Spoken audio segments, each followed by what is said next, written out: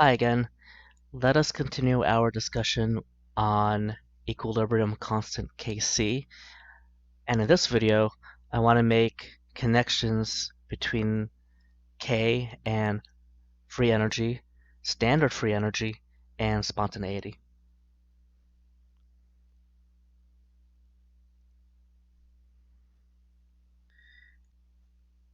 Part A.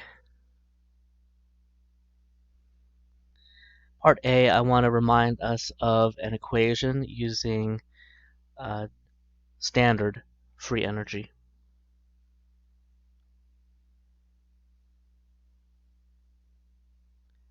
And we're going to look at the standard free energy of reaction. That symbol is delta G, naught, and sometimes textbook puts Rxn for reaction. The equation that we should be familiar with is if we got to figure out the delta G naught of a reaction, meaning the standard. I'll define these terms in just a bit. We could get that from the delta G of formation, meaning that you'll look at some tables of thermodynamic parameters, delta H, S, and delta G, and you're going to pick up the delta G as standard conditions of formation. N stands for the moles, so you know that you have to multiply each value with the number of moles of each compound in the reaction.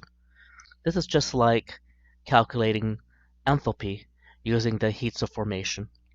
But anyway, it's products minus reactants. Products minus the summation of, again, the delta G of formations, each compound's value multiplied by the coefficient of the reactants. Okay, let me put that in a box.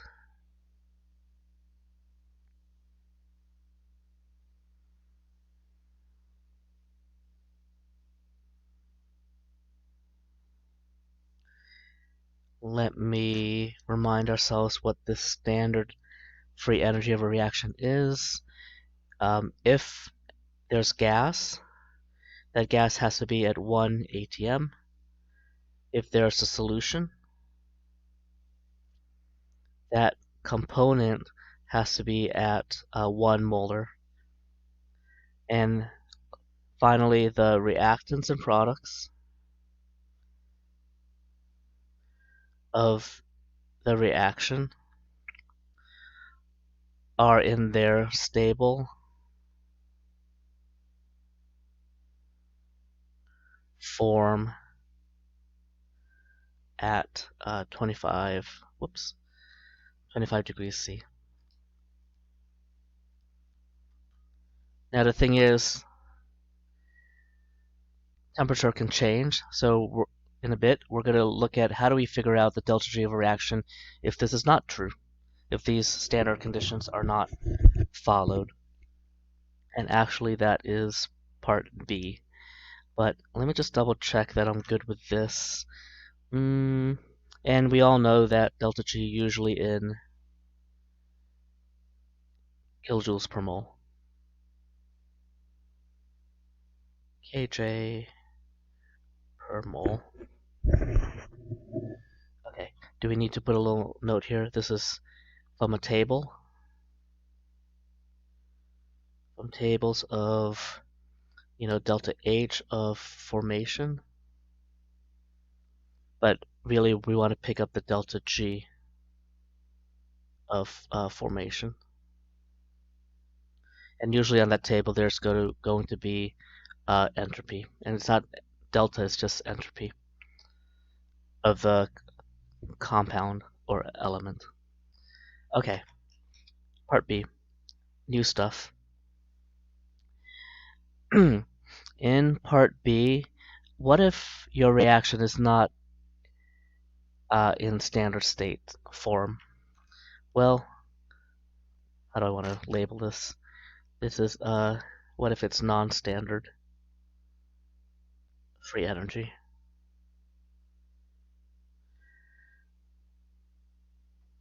I mean, that's what you're usually concerned about. Is the reaction going to be spontaneous or not at those conditions? And those conditions normally are not standard conditions.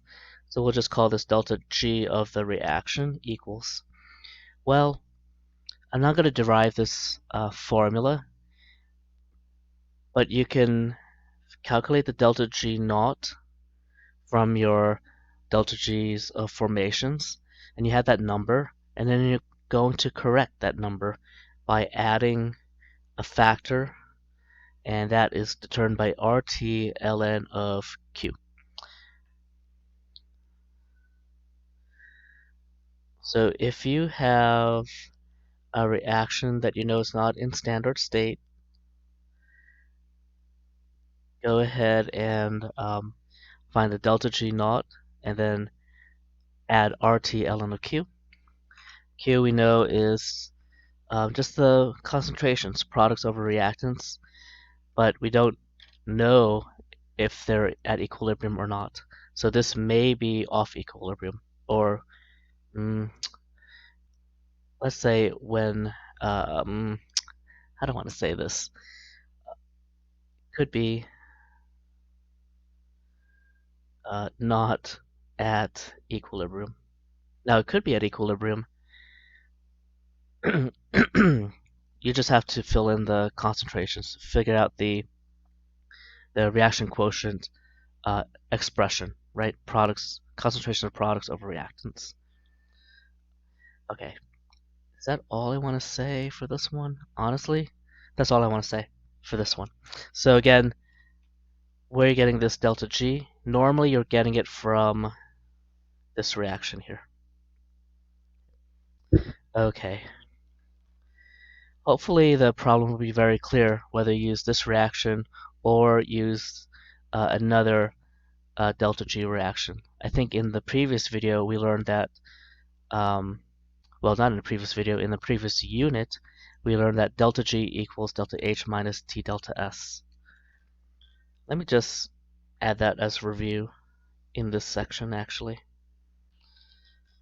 I know we're rehashing a lot of reactions or a lot of equations, but I think it's useful to see that, a lot of these are related to each other. This was literally in the previous video and also the previous unit. And the other one that I wanted to look at, if I could find it. Uh-oh. Just give me 1 second. Oh, I can't find it because I haven't given it to you yet. Okay. The next thing is letter C. In letter C, we're going to set this delta G reaction to 0, and we're going to get an equation relating now the standard free energy to this term where we're at equilibrium. How do I want to say this? So this relates delta G naught with actually Kc. Okay. The next important equation is this. Delta G. Actually, let me put this in box also. We're going to refer to this actually in just a bit. So delta G 0 equals negative RT ln, and this will be at equilibrium. So this is true at equilibrium.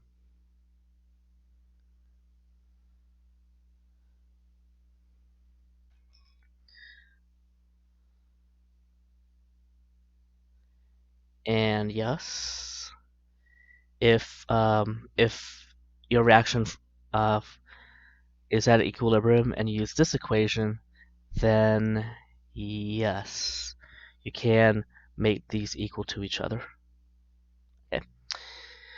Okay. Again, like I didn't derive this equation. Actually, I couldn't even find in the textbook how they derive this. But we could go from here to here. And now we know that we can determine spontaneity with delta G. right? If delta G is negative, it's spontaneous. So take a look at this. To determine spontaneity, let's recap. Determine spontaneity. I know we're not doing any problems, so we're not putting in values. That will come later. I just want us to understand the concept first. So to determine spontaneity, do you remember that if delta S of the universe is positive, so we'll put here greater than 0, then it's spontaneous. That was a while back. More recently, in the previous unit, if delta G is negative, so we'll put less than 0, then you're spontaneous. So take a look at that equation right here, the last one we looked at. Can we make delta G negative or positive based on K? Before we do that, let me just remind ourselves, R, let's use 8.314 times 10 to the minus 3 kilojoules per mole. Normally you wouldn't have that 10 to the minus 3, but that would be in joules per mole. Obviously, hope it's obvious, T is in Kelvin. Delta G is in usually kilojoules per mole. T is in Kelvin. Equilibrium constant is unitless, and actually for this one, let us assume that it's the equilibrium constant based on concentrations at equilibrium. So at equilibrium. Okay, now we're ready. To make delta G negative, we have a negative sign right there, so this term has to be positive. Kc is greater than, not 0. Kc is always positive, but when Kc is greater than 1, when there is more products than reactants, when you write your equilibrium expression, yes, you are fair to say that that reaction is spontaneous if you know that Kc is greater than 1. That's great. In previous videos, we saw values for Kc. Some of them are pretty high, like 2.8 times 10 to the 6. A lot of them are very, very low, 2.8 times 10 to the minus 7. Okay, so again, if Kc is greater than 1, then it is spontaneous. We also know from the previous video that products are favored.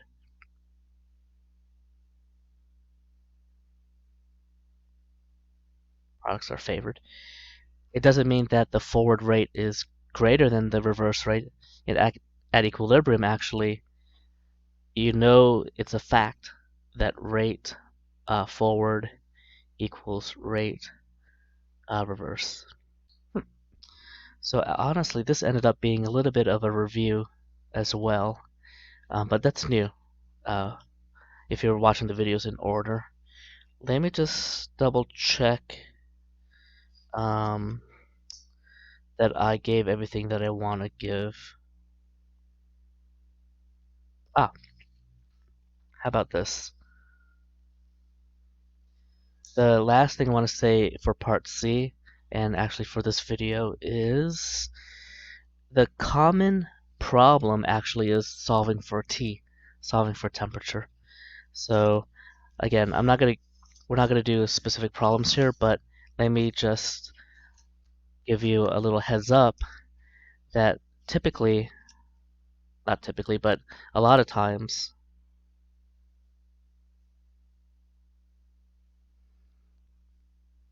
you are calculating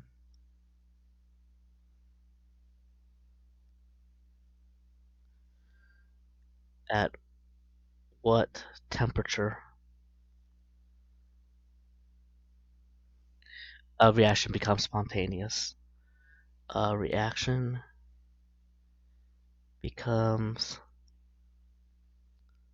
spontaneous. And actually, the next video will do a problem that does exactly this, predicts the temperature.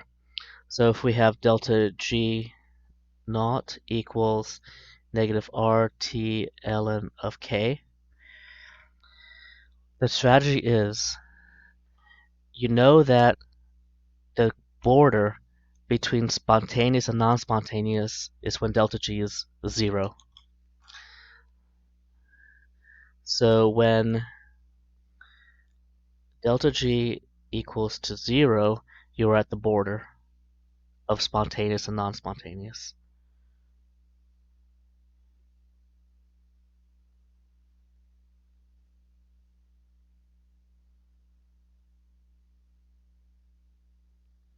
So the idea is set this to 0 equals negative RT ln of K. You're typically given the equilibrium expression, and the R, again, is 8.314 times 10 to the minus 3 kilojoules per mole. Solve for T. That is the border temperature. Now, depending on how the question is worded or what your professor expects, when they say, at what temperature does the reaction become spontaneous, typically it's acceptable to give the temperature at the border. But then they could add, well, okay, so if that's the temperature at which it becomes spontaneous, does the reaction stay spontaneous above that temperature or below that temperature? You would want to do an analysis using delta G equals delta H minus T delta S. Okay, because we've seen in previous videos, there are circumstances where when T is low, it's spontaneous. And then other circumstances is when T is high, the reaction is spontaneous. So you'll have to be able to figure out, well, if I am at the border, which side is the spontaneous side and which one is the non-spontaneous side? Higher than the border or lower than the border? Do you want to discuss anything more about that? Um, no, not really. Maybe we could do one example. Like, for instance, if delta H is positive and delta S is, give me a second. Positive, if that's negative. Okay, so if delta S is positive as well. Do you notice that it really depends on T whether delta G is negative or positive? So, without this term, delta G is positive, but if we minus a big enough number, then this becomes spontaneous. So in this case, you want to be above the border temperature. So above the border temperature, the reaction is spontaneous. Oh, I like that. Because now we could do the other situation. If they're both negative. Now if temperature is too high, you will minus a negative, so you're adding a bigger number the higher the temperature. You don't want to add very big numbers to the delta H that's already negative, or else you're going to turn the delta G positive. So this is below the border temperature. Reaction is spontaneous. I think that's a great place to leave off. Okay. Next video, we will do a problem where we are solving for T.